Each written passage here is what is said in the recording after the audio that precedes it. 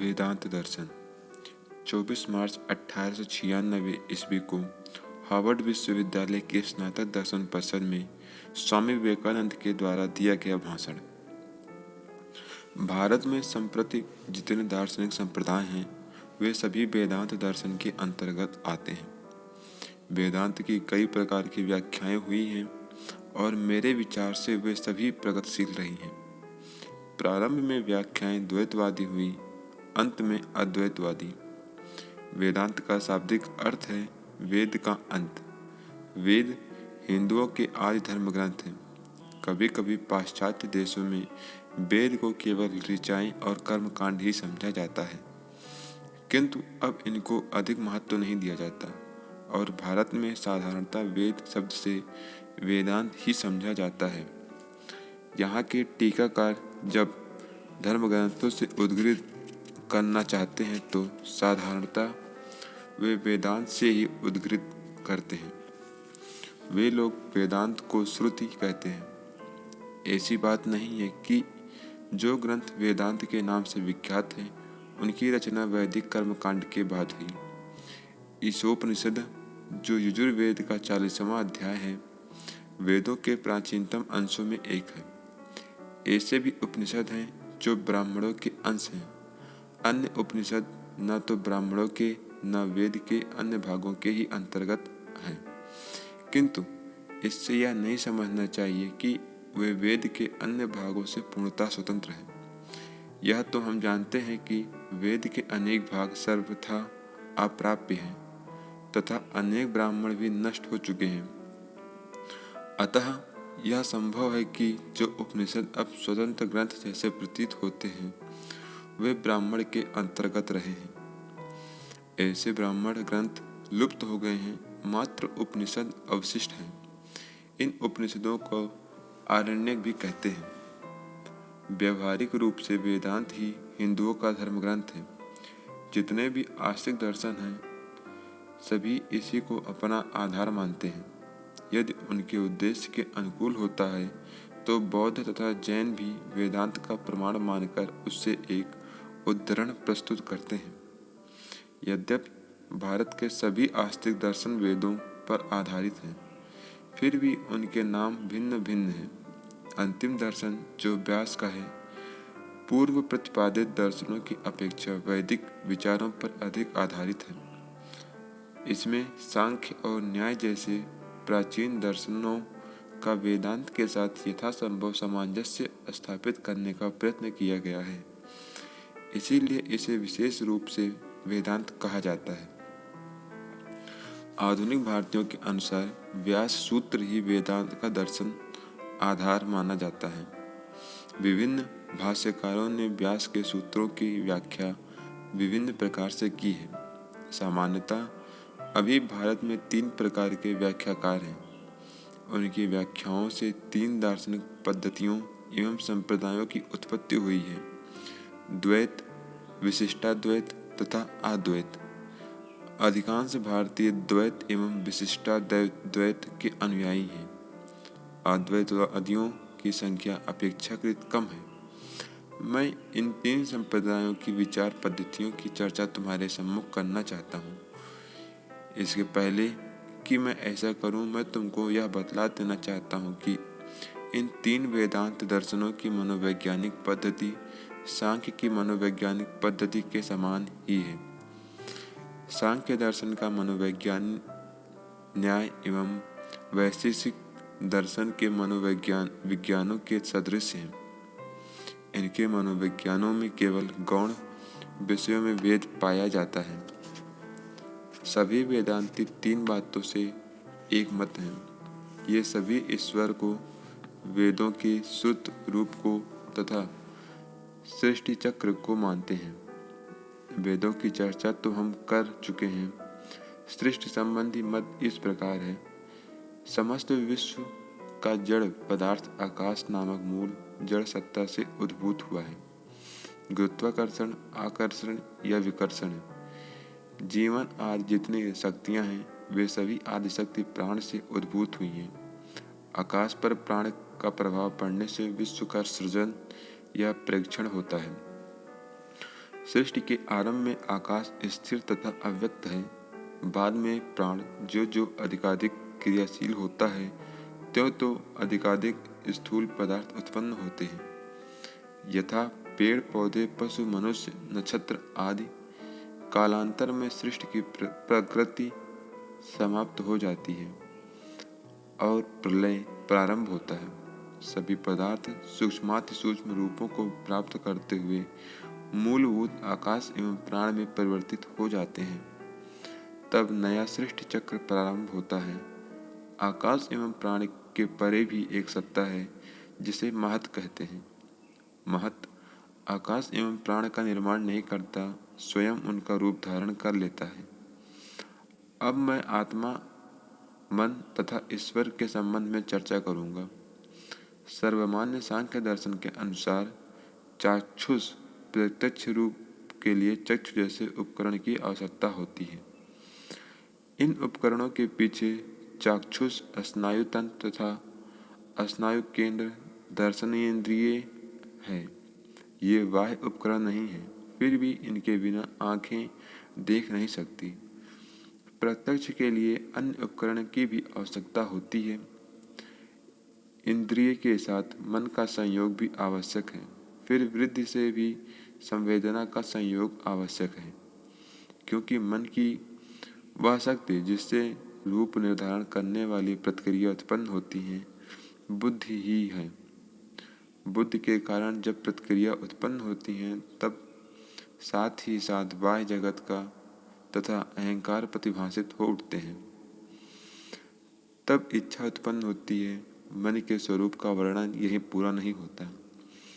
जैसे प्रकाश के अनुक्रमिक संवेगों से रचित चित्र को संपूर्ण बनाने के लिए उसका किसी स्थिर आधार पर संगठित होना आवश्यक है, उसी प्रकार मन के लिए यह आवश्यक है कि उसके सभी प्रत्यय सम्मिलित हों और शरीर एवं मन में अपेक्षाकृत अधिक स्थिर सत्ता पर उसका प्रक्षेपण हो।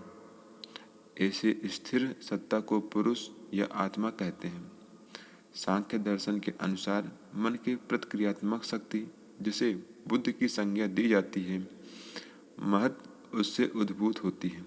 ऐसा कहा जाता है स्पंदनशील बुद्धि में परिवर्तित होता है। बुद्धि का एक अंश इंद्रियों में तथा दूसरा अंश तंत्रात्म मात्राओं में परिवर्तित होता है। इन सब के संयोग से विश्व का निर्माण होता है। सांख्य के अनुसार महत के परे भी सत्य की एक अवस्था है जिसे अव्यक्त कहते हैं।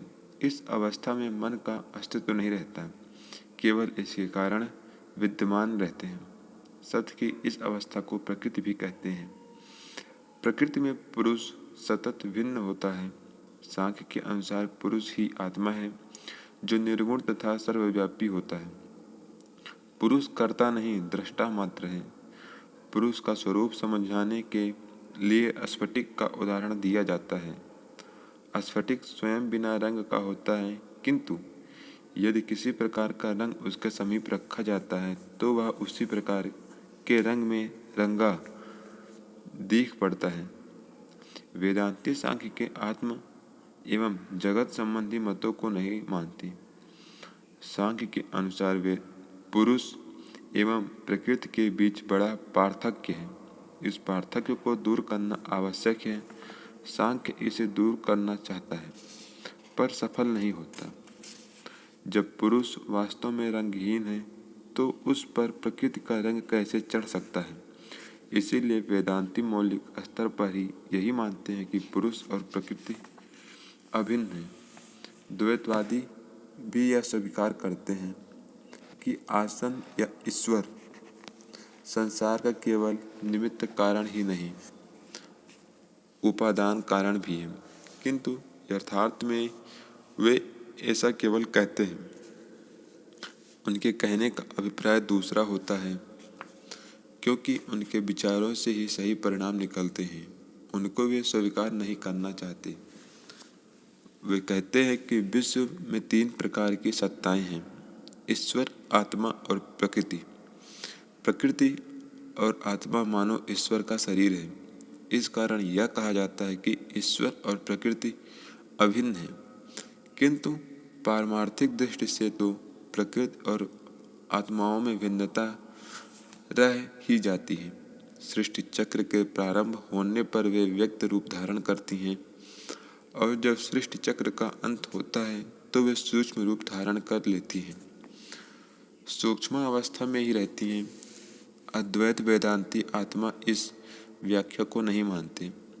उनके मतों का समर्थन तो प्रायः सभी उपनिषदों में पाया जाता है।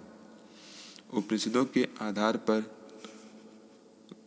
ही वे अपने दर्शन का प्रतिपादन करते हैं।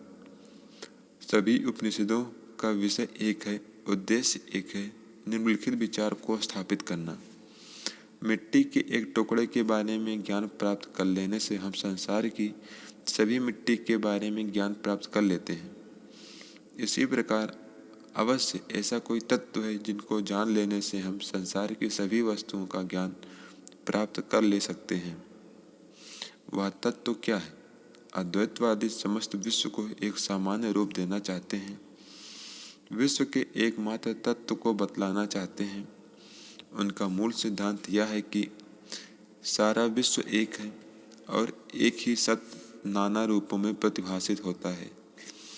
उनके अनुसार सांख्य की प्रकृति का अस्तित्व तो है, परंतु प्रकृति ईश्वर से अभिन्न है।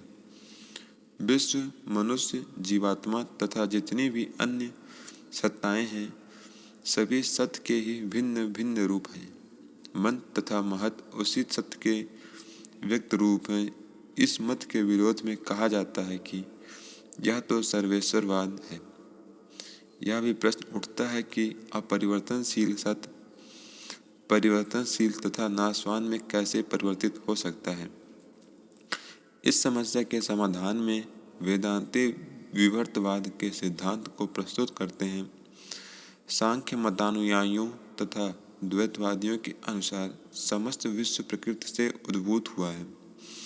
कुछ अद्वैतवादियों तथा कुछ द्वैतवादियों के अनुसार सारा विश्व ईश्वर से उत्पन्न हुआ है, किंतु शंकराचार्य के अनुयायियों के अनुसार समस्त विश्व ब्रह्म का प्रातिभासिक रूप है। ब्रह्म विश्व का वास्तविक नहीं, केवल आभासी उपादान कारण है। इस संबंध में रज्जु और सर्प का प्रसिद्ध उदाहरण दिया जाता है। रज्जु सर्प जैसी आभासित होती है, वह वास्तव में सर्प नहीं है। उसका सर्प में परिवर्तन नहीं होता। इसी तरह सारा विश्व वास्तव में सत्य है, सत्य का परिवर्तन नहीं होता। हम जितने भी परिवर्तन पाते हैं, सभी आभास मात्र हैं। ये परिवर्तन देश, काल तथा निमित्त के कारण होते हैं। मनोवैज्ञानिक सिद्धांत की दृष्टि से नाम रूप के कारण होते हैं। नाम और रूप के द्वारा ही एक वस्तु का दूसरी वस्तु से भेद किया जाता है। अतः नाम और रूप ही उन वस्तुओं के भेद के कारण है। वास्तव में दोनों वस्तुएं एक हैं, अद्वैत। वेदांतियों के अनुसार सत्य तथा जगत परस्पर भिन्न सत्ताएं नहीं हैं। रज्जु का सर्प जैसा दिखना भ्रमात्मक है।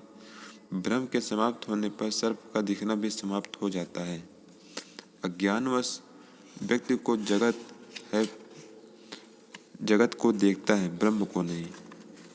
जब उसे ब्रह्म का ज्ञान होता है तब उसके लिए जगत नहीं होता, जिसे माया कहते हैं। जगत का कारण है क्योंकि इसी के कारण निरपेक्ष अपरिवर्तनशील सत्य व्यक्त जगत के रूप में प्रतिभासित होता है। माया शून्य असत नहीं है, यह सत्य भी नहीं है, क्योंकि निरपेक्ष अपरिवर्तनशील तत्व ही एकमात्र सत्य है। पारमार्थिक दृष्टि से तो माया को असत कहा जाना चाहिए, किंतु इसे असत भी नहीं कहा जा सकता, क्योंकि तब तो इसके कारण जगत का प्रतिभासित होना भी संभव नहीं हो सकता। अतः यह न तो सत्य है न असत है। वेदांत में इसे अनिर्वचनीय कहते हैं। यही जगत का यथार्थ कारण है। ब्रह्म उपादान कारण है और माया नाम रूप का कारण है। ब्रह्म नाना रूपों में परिवर्तित जैसा प्रतिभासित होता है, इस प्रकार अद्वैतियों के लिए जीवात्मा का स्वतंत्र अस्तित्व नहीं है। उनके अनुसार माया ही जीवात्मा के अस्तित्व का कारण है। पारमार्थिक दृष्टि से हम उसका अपना कोई अस्तित्व नहीं है। इस प्रकार सत्ता यदि केवल एक है तो यह कैसे संभव हो सकता है कि मैं एक पृथक सत्ता हूँ और तुम एक पृथक सत्ता हो। यथार्थ में हम लोग सभी एक हैं। हमारी द्वैत दृष्टि ही सभी अनिष्ट का कारण है। जब भी मैं यह समझता हूँ कि मैं संसार से पृथक हूँ, तभी पहले भय उत्पन्न होता है और तब दुख का अनुभव होता है। जहाँ व्यक्ति दूसरे से सुनता है, दूसरे को देखता है, वह अल्प है। जहाँ व्यक्ति दूसरे को देखता नहीं, दूसरे का सुनता नहीं, वह भूमा है, वह ब्रह्म है। भूमा में परम सुख है, अल्प में नहीं। अद्वैत दर्शन के अनुसार परम तत्व के विघटन से सांसारिक नाम रूपों में प्रतिभाषित होने के कारण मनुष्य का पारमार्थिक स्वरूप छिप जाता है, पर उसमें वास्तविक परिवर्तन कदापि नहीं होता। निम्न से निम्न कीट में तथा उच्च उच्च मनुष्य में एक आध्यात्मिक तत्व विद्यमान है। कीट निम्न कोटि का इसलिए है कि उसके देवतत्व पर माया जनित अध्यास अधिक रहता है। जिस पदार्थ से इस तरह का अध्यास सबसे कम रहता है, वह सबसे ऊंची कोटि का होता है। सभी वस्तुओं के पीछे उसी देवतत्व का अस्तित्व है और इसी से नैतिकता का आधार प्रस्तुत होता है। दूसरों को कष्ट नहीं देना चाहिए। प्रत्येक व्यक्ति को अभिन्न समझकर उसके साथ प्रेम करना चाहिए, क्योंकि समस्त विश्व मौलिक स्तर पर एक है। दूसरे को कष्ट देना अपने आप को कष्ट देना है। दूसरे के साथ प्रेम करना अपने आप से प्रेम करना है। इसी से अद्वैत नैतिकता का वह सिद्धांत उद्भूत होता है जिसका समाहार एक आत्मोत्सर्ग शब्द में किया गया है। अद्वैतवादियों के कारण अनुसार जीवात्मा ही दुखों का कारण है। व्यक्ति सीमित जीवात्मा के कारण मैं अपने को अन्य वस्तुओं से भिन्न समझता हूँ। अतः घृणा, ईर्ष्या, दुख, संघर्ष आदि अनिष्टों का कारण है। इसके परिहार से सभी संघर्ष, सभी दुख समाप्त हो जाते हैं। अतः इसका परिहार आवश्यक है। निम्न से निम्न सत्ताओं के लिए भी हम अपने जीवन का उत्सर्ग करने को तत्पर करना चाहिए। जब एक लघु कीट के लिए अपने जीवन का उत्सर्ग करने को तत्पर हो जाता है तो वह पूर्णतः को पूर्ण प्राप्त कर लेता है। अद्वैतवादियों के अनुसार पूर्णतत्व ही जीवन का अभीष्ट है। मनुष्य जब उत्सर्ग के योग हो जाता है तो उसके अज्ञान का आवरण दूर हो जाता है और वह अपने को पहचान लेता है।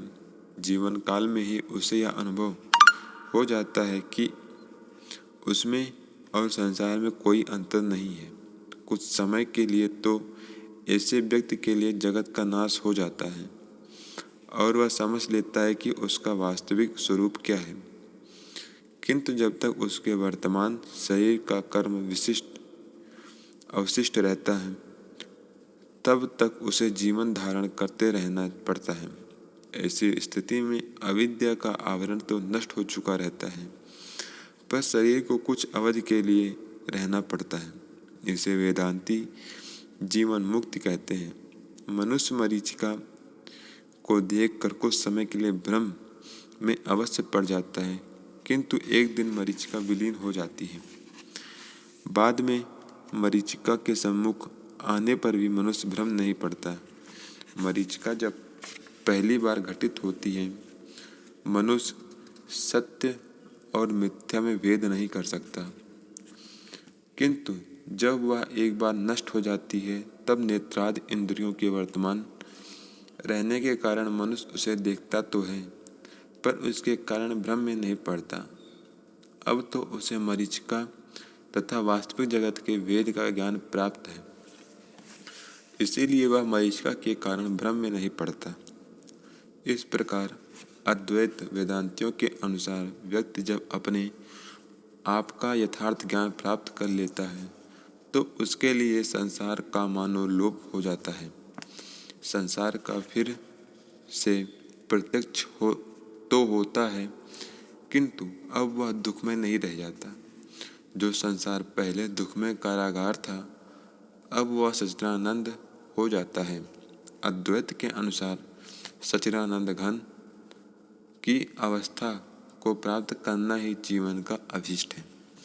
धन्यवाद दोस्तों। अगर आपको यह वीडियो अच्छा लगा हो तो चैनल को सब्सक्राइब, वीडियो को लाइक ज़रूर करें। मिलते हैं आपको दूसरे वीडियो में।